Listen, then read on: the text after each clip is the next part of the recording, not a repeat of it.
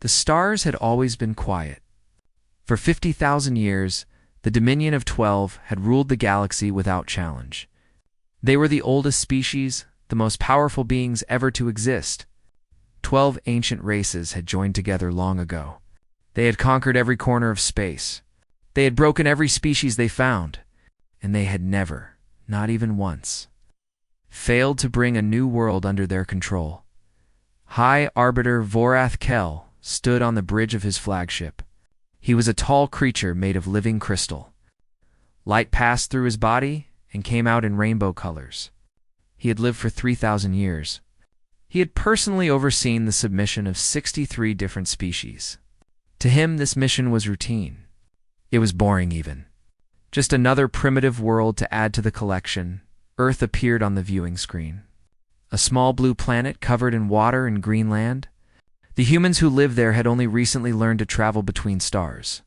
Their ships were slow and weak. They had no mental powers. They could not speak with their minds like the elder races. They were divided into many small nations that argued with each other constantly. Vorthkel looked at the planet and felt nothing but mild contempt. These creatures would be useful as workers, nothing more. They would mine rocks on distant moons. They would build things for their betters.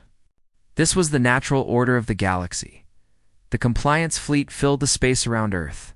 3,000 warships, each one capable of destroying a city in seconds. The fleet carried millions of soldiers from dozens of conquered species. All of them served a dominion now. All of them had learned their place. Vorethkel opened a communication channel to the planet below. His message was broadcast to every screen, every radio, every device on Earth. He spoke in a calm voice, the voice of someone who had never been told no. People of Earth, I am High Arbiter Vorethkel of the Dominion of 12.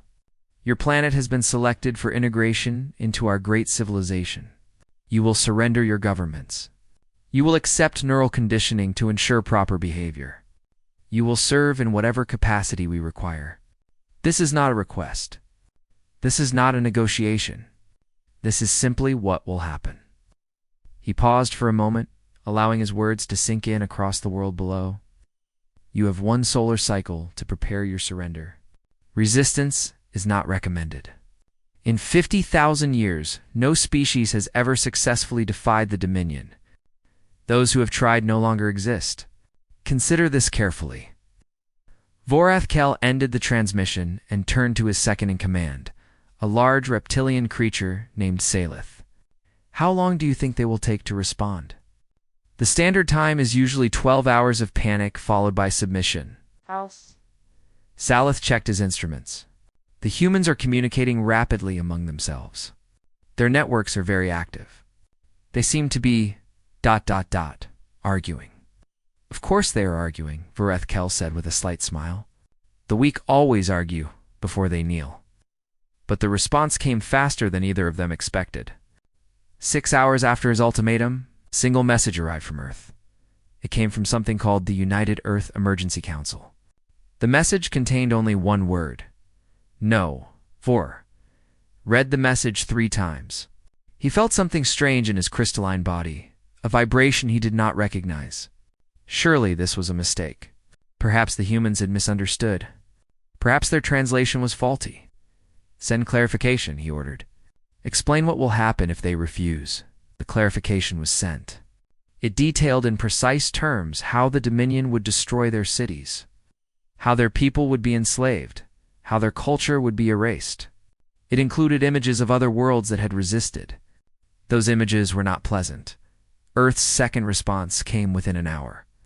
This time it was longer. We understand your threats perfectly. We have discussed your offer as a species. We have argued, as you predicted. Some of us wanted to surrender. Some of us wanted to fight. In the end, we voted.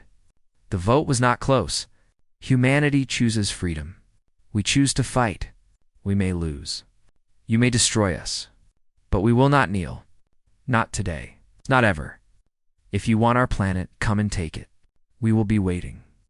The message was signed by 247 nations and 300 independent territories.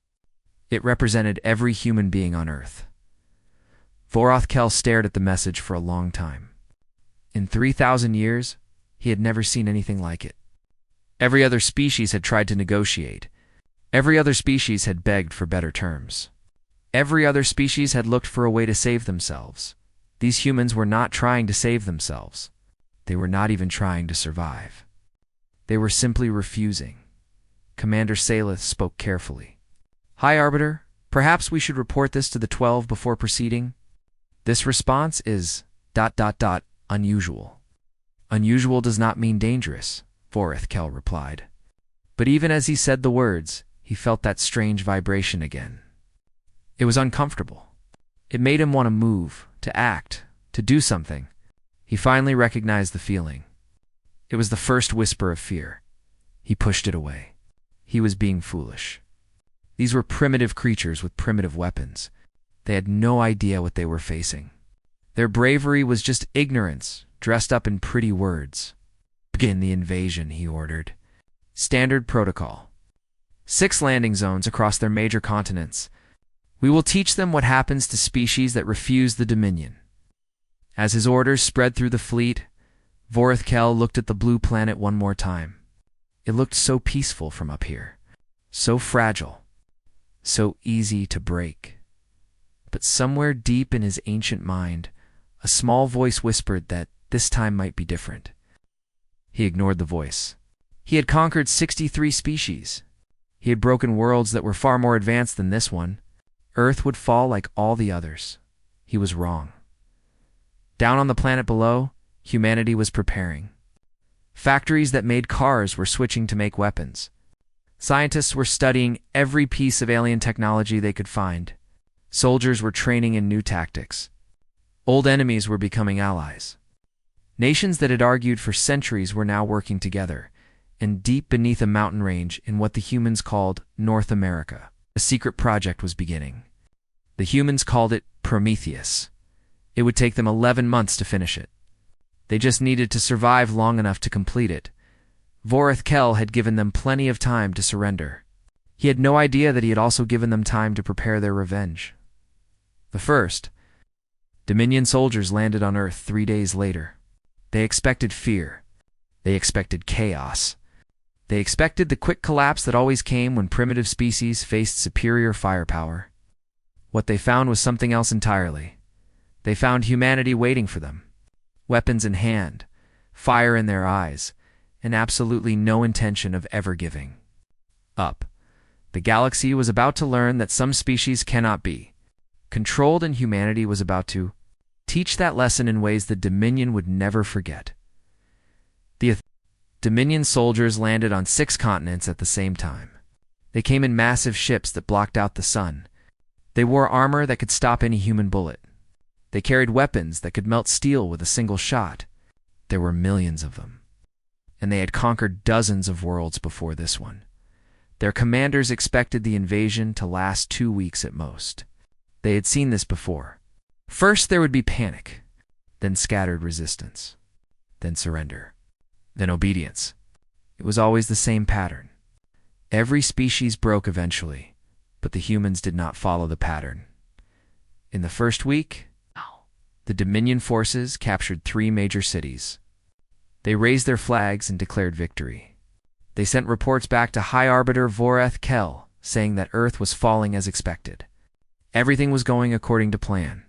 Then the second week began, and everything changed. The humans did not run from the occupied cities. They stayed.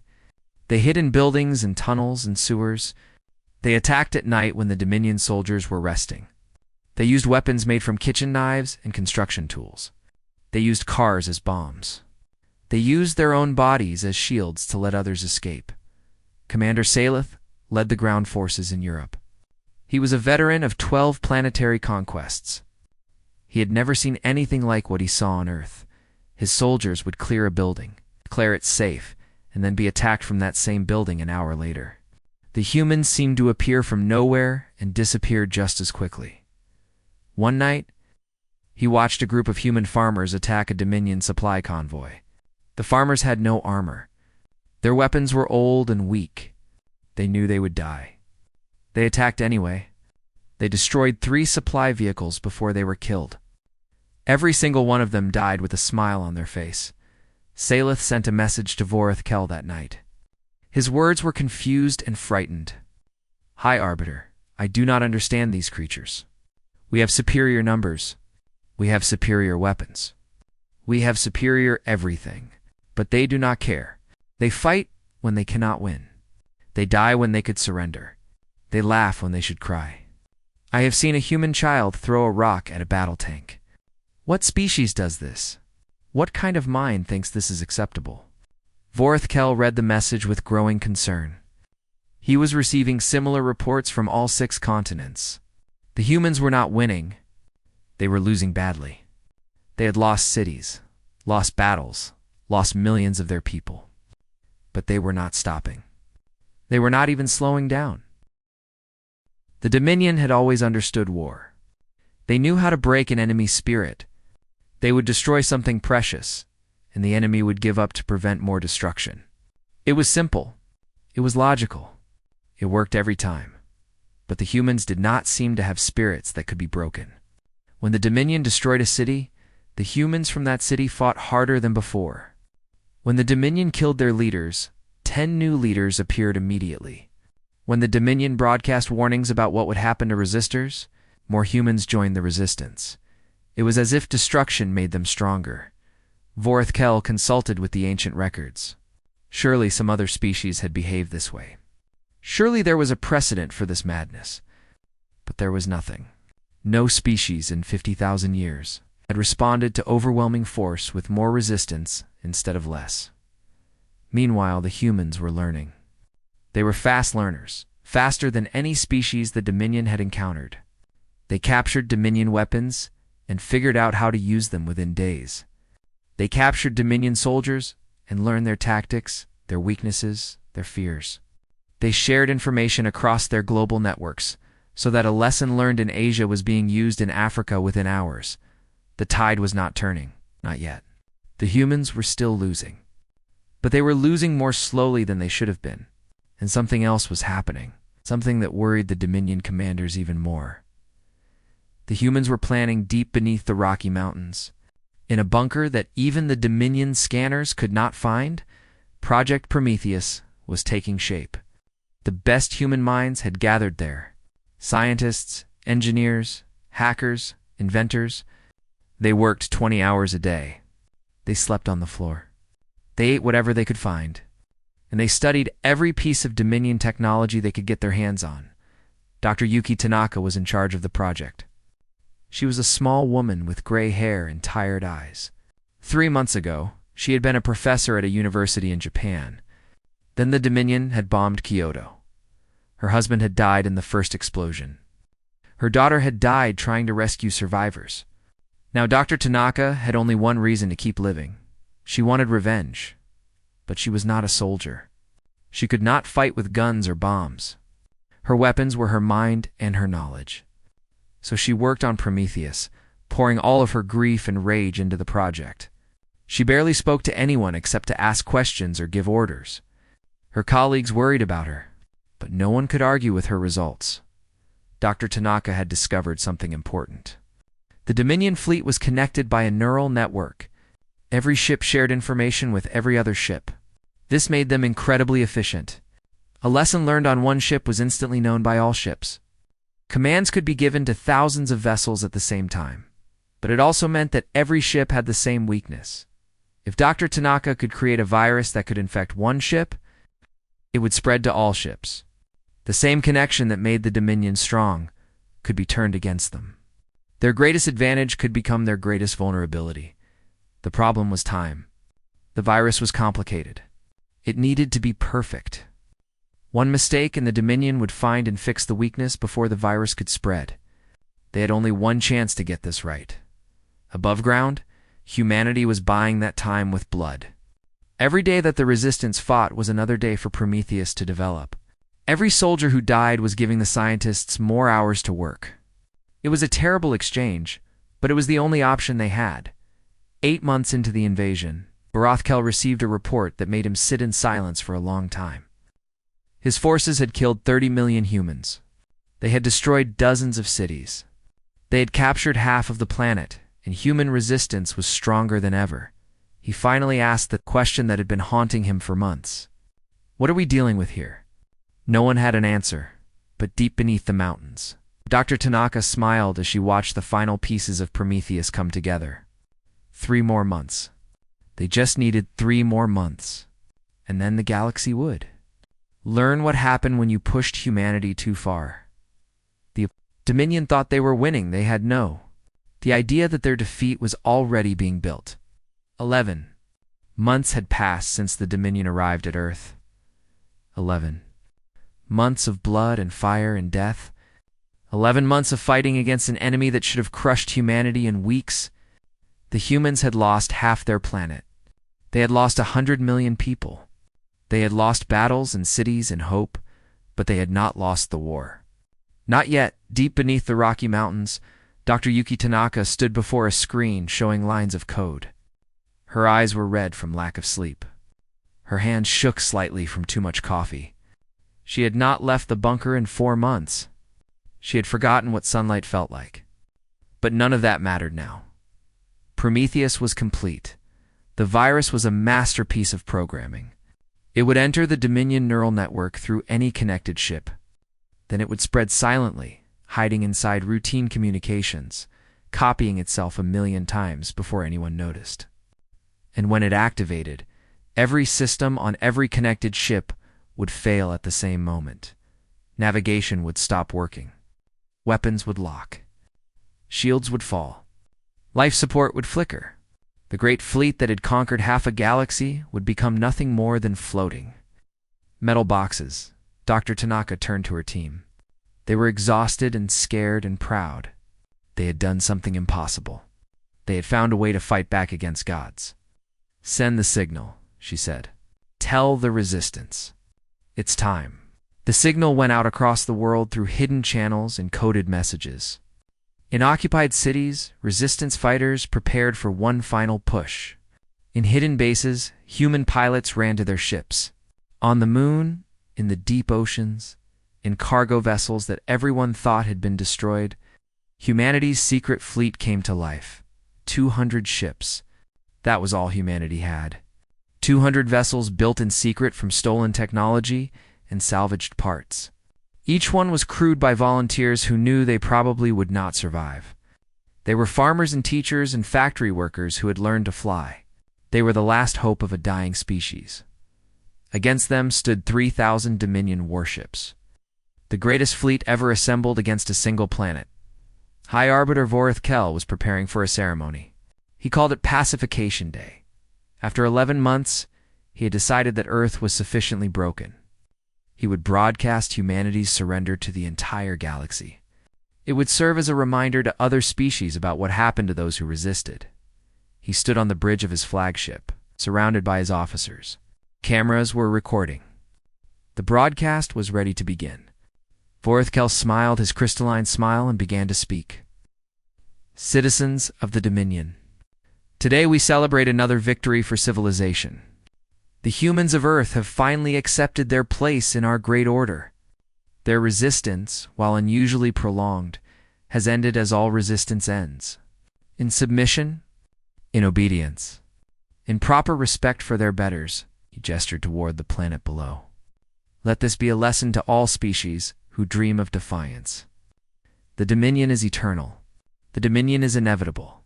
The Dominion cannot be defeated. That was the moment when every light on his ship went out. The bridge was plunged into darkness. Emergency lights flickered on, casting everything in red. Alarms began to scream. Officers ran to their stations, shouting in confusion. Vorith Kell grabbed a console to steady himself as the ship shuddered. What is happening? He demanded. Commander Salith's voice came from somewhere in the chaos. Hi, Arbiter. We have lost navigation. We have lost weapons. We have lost everything. The neural network is infected with something, some kind of virus. It is spreading to every ship in the fleet. Vorith Kell felt his crystalline body grow cold. Can we stop it? No, it is already too late.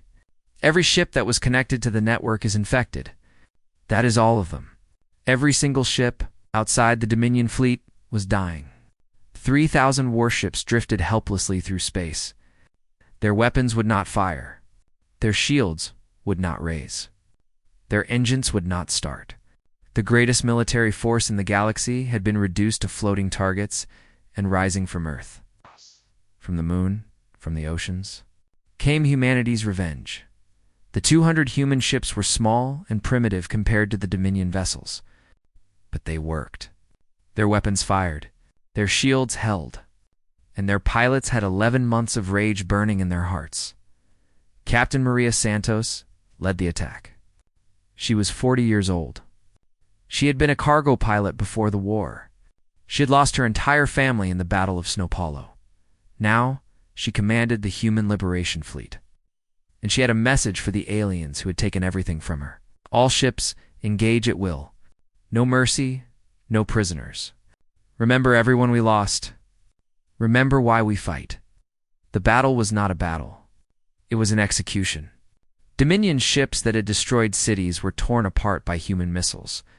Commanders who had ordered massacres died screaming as their vessels exploded around them. The great fleet that had never known defeat was shattered in hours. Vorth. Kel watched from his dying flagship as his empire crumbled. He had time to send one final message, broadcast across every frequency in the galaxy. His voice was no longer calm. It was filled with something he had never felt before. Pure, absolute disbelief. They were supposed to be primitive. Then his ship exploded, and the high arbiter of the Dominion was no more. By dawn, it was over. The sky above Earth was filled with debris that had once been the compliance fleet. 3,000 ships destroyed. Millions of Dominion soldiers killed. The greatest military disaster in 50,000 years. Dr. Yuki Tanaka emerged from her bunker for the first time in months. She walked outside and looked up at the night sky.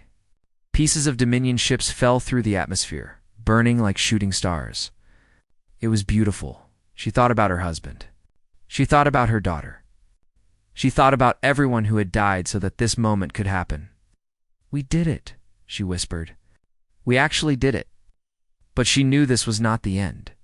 The Dominion was vast. They would send more ships. They would come for revenge. Earth had won a battle, but the war was just beginning. Across the galaxy, the news of Earth's victory spread faster than light. Species that had been enslaved for centuries heard the impossible story. A primitive planet had destroyed a Dominion fleet. The masters could be beaten. The chains could be broken. For the first time in 50,000 years, the enslaved peoples of the galaxy began to hope, and humanity was just getting started. The story of Earth's victory traveled across, stars like a fire through dry grass. Within days, every inhabited world in the galaxy had heard what happened. A primitive species with no mental powers, no advanced technology. No allies had destroyed the mightiest fleet the Dominion had ever sent against a single planet. It should have been impossible. Everyone knew that resisting the Dominion was suicide. Everyone knew that the masters could not be beaten. Everyone knew that hope was foolish and dangerous. But everyone had been wrong. The Dominion of 12 responded to the disaster with fury. They assembled the Grand Armada, a force so large that it had not been gathered in 20,000 years. 40,000 warships from every corner of their empire. Armies from 100 conquered worlds. And at the head of this armada came the 12 themselves. The 12 were the oldest beings in the galaxy. They had lived for longer than most stars. Their minds were so powerful that they could break a planet with a thought. They could control the minds of entire species. They could see the future and change the past. They were not generals or politicians. They were gods, or close enough that the difference did not matter. The first voice. The eldest of the 12 sent a message to Earth. Its words echoed in the mind of every human on the planet. "You have done something that has never been done before. You have surprised us. You have impressed us. But do not mistake a single victory for the end of war. We are coming. Not with a fleet this time. We are coming ourselves. And when we arrive, your species will learn what happens to those who dare to challenge the eternal order of the galaxy." there will be no second chances. There will be no mercy. There will be only ash where your world used to be. Humanity had won a battle. Now, they faced the true enemy. And they knew they could not win alone. Ambassador Chen Wei had been a diplomat before the invasion. She had spent her life trying to build bridges between human nations. Now, she would try to build bridges between species. The United Earth Council gave her one mission: find allies or humanity would die. Her first stop was the Galactic Forum. This was a place where representatives from conquered species were allowed to gather and speak. They had no power there. They were only allowed to watch and listen. But Chen Wei had not come to watch. She walked into the great hall where 1,000 species sat in silence. They looked at her with eyes and sensors and organs she could not recognize. They were afraid. They had been afraid for so long that they had forgotten what courage felt like. Chen Wei stood at the center of the hall and spoke. I know what they told you. They told you that resistance was impossible. They told you that hope was dangerous. They told you that you were alone and weak and helpless. They told you those things because they were afraid of what would happen if you ever stopped believing them. She pointed toward the ceiling, toward the stars beyond. Earth is proof that they lied. We are not special. We are not stronger than you. We are not smarter than you. We are just a small species that decided we would rather die than kneel. And when we made that choice, we discovered something wonderful. The masters are not as powerful as they want you to believe. Their chains are not unbreakable. Their armies can be defeated. Their ships can burn. The hall was completely silent. 1,000 species held their breath. The Grand Armada is coming for us, Chen Wei continued. The 12 themselves are coming for us. And I will not lie to you. We cannot defeat them alone. But we are not asking you to save us. We are asking you to save yourselves. Rise with us. Fight with us. Be free with us. Or watch from the shadows as we fight alone. Either way, humanity will not surrender. We will meet the 12 in battle, and we will show the galaxy what one species can do when it refuses to be afraid. She looked around the hall one last time. The choice is yours. But remember this. If we fall, they will come for you next. And next time, there will be no one left to inspire you to resist. Then she walked out. The rebellions began that same night on this or Prime. The insectoid Veth had been slaves for 8,000 years. They were used for construction and mining because their bodies could survive conditions that would kill most species. They had never resisted. They had been taught from birth that resistance was impossible, but they had heard Chen Wei's words. And that night, for the first time in 8,000 years, the Veth fought back. They attacked their overseers with tools meant for digging. They sabotaged the mines. They shut down the factories. Within a week, Thesser Prime was free, on the gas giant moons of Kalos. The Windborn had been harvesting fuel for the Dominion for centuries. They lived in floating cities and never touched solid ground. They had always been peaceful. They had never even thought about violence. But they thought about it now. The Windborn destroyed the fuel refineries that powered the Dominion fleet. They set fire to storage facilities that held enough fuel to keep the Grand Armada flying for a century. The Dominion lost more fuel in a single week than they had used in 100 years. Across the galaxy, species that had been silent for millennia found their voices. Some fought with weapons. Some fought with sabotage. Some simply refused to work. Letting the great machine of the Dominion grind to a halt, Admiral James Okonkwo commanded Earth's growing fleet. He was a tall man with gray hair and calm eyes. He had been a military officer before the invasion. He had survived the occupation by pretending to be a farmer. Now he led the largest rebellion the galaxy had ever seen. Ships came to Earth from every corner of space. Some were warships from newly freed worlds. Some were cargo vessels converted into fighters. Some were ancient relics that had been hidden for centuries, waiting for a day that their builders had never believed would come. The liberation. Fleet grew from 200 ships to 2,000, then 20,000, then 60,000. 32 different species flew together under a single banner. Admiral Okonkwo stood on the bridge of his flagship and looked at the fleet around him. It was the most beautiful thing he had ever seen. All these species, all these worlds, all these people who had decided that freedom was worth fighting for, he opened a channel to every ship in the fleet. His words were simple, but they carried the weight of everything humanity had suffered and everything humanity still believed. Every world that wants freedom will have it. Every tyrant who stands in the way will fall. We are not here to conquer. We are not here to enslave. We are here to liberate. And we will not stop until every chain in the galaxy is broken. The fleet moved toward Dominion Prime. The final battle was coming. Dominion Prime was the oldest world in the galaxy. It had been the home of the 12 for longer than most species had existed. Great cities of crystal and light covered its surface. Temples as tall as mountains honored the ancient rulers. Billions of servants lived there, existing only to worship their masters. No enemy had ever reached Dominion Prime. No fleet had ever dared to approach. The world was protected by defenses that had been building for 50,000 years. It was supposed to be invincible. The Liberation Fleet appeared in the sky like a storm of stars. 60,000 ships from 32 species. Humans and Veth and Windborn and dozens of others. Species that had been enemies for centuries now flew side by side. Species that had never even met before the rebellion now fought for the same cause. Admiral James Okonkwo stood on the bridge of his flagship and watched as the last defenses of the Dominion fell before his fleet. The outer stations were destroyed in the first hour. The defense platforms lasted a little longer. By the end of the first day, there was nothing left between the Liberation Fleet and Dominion Prime itself. But the 12 were waiting. They emerged from their temples and rose into space. They did not need ships. They did not need weapons.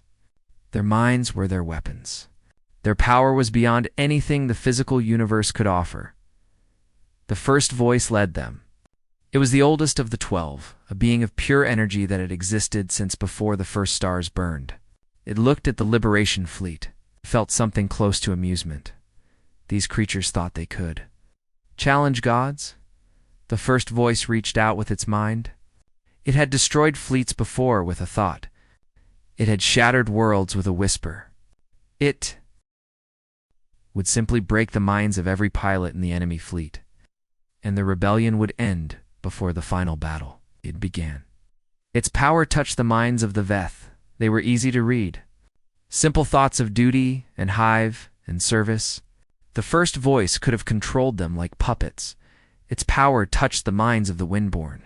They thought in patterns of wind and current and flow, different but still predictable, still breakable. Then its power touched human minds. The first voice recoiled. Human consciousness was chaos. Humans did not think in straight lines. They held contradictions in their heads without going mad. They loved and hated the same things. They feared death and ran toward it. They remembered grudges for generations and forgave their worst enemies in a heartbeat. They believed impossible things before breakfast. The first voice tried to find a pattern, something it could exploit, something it could control. But there was nothing. Human minds were like fire, beautiful and dangerous, and completely impossible to hold. "What are you?" the first voice demanded. Its question echoed across every frequency, reaching every ship in both fleets. Admiral Okonkwo answered. His voice was calm and steady. "We are humanity. We do not make sense. We do not follow your rules. And we do not lose." He gave the order to attack. The battle for Dominion Prime lasted 9 days. It was the largest battle in the history of the galaxy. Ships exploded like fireworks in the night sky. Billions of lives hung in the balance. The fate of every species in existence would be decided by what happened in the next few hours. The 12 fought with powers that bent reality itself. They threw asteroids at enemy ships. They created black holes that swallowed entire squadrons. They reached into minds and turned friends against friends, but they could not touch the humans. And wherever humans led, others followed. The Veth found courage they never knew they had. The Windborn discovered that they could fight as fiercely as any warrior species. 32 species became one army, united by a single idea, that freedom was worth any price. On the 6th day, the second voice fell. A combined strike from 12 human destroyers caught it while its attention was elsewhere. The ancient being had lived for 40,000 years. It died screaming. On the 8th day, 3 more of the 12 were destroyed. They had never imagined that they could be killed. They had never prepared for the possibility of death. When they realized they could die, they became afraid, and fear made them weaker. On the 9th day, only the first voice remained. It floated alone above its homeworld, surrounded by the debris of its fleet, its fellow gods dead or dying around it. It looked at the Liberation fleet and knew that it had lost. For the first time in its ancient existence, the first voice faced defeat. Admiral Okonkwo hailed the being. "This is over. Your empire is finished. Your fleet is destroyed. Your brothers and sisters are gone. Surrender, and we will spare your life. You will be exiled to the void between galaxies. You will have eternity to think about what you did wrong." The first voice was silent for a long time. Then it asked one final question. Why? We gave the galaxy order. We gave it purpose. We gave it peace. Why would you destroy everything we built? It was Dr. Yuki Tanaka who answered. She had come to Dominion Prime with the fleet. She wanted to see the end of the empire that had killed her family. "You did not give the galaxy peace," she said. "You gave it slavery. You did not give it purpose. You gave it chains. And you did not give it order. You gave it fear. What we have given the galaxy is something you never understood. We have given it hope." The first voice looked at the small human woman who had helped destroy an empire that had lasted 50,000 years. It tried to understand her. It failed. Then it turned and fled into the darkness between galaxies. It would spend eternity there, alone, trying to understand how primitive creatures with chaotic minds had brought down gods. The Liberation fleet landed on Dominion Prime as liberators, not conquerors. They freed the billions of servants who had never known any other life. They opened the prisons that had held political enemies for centuries.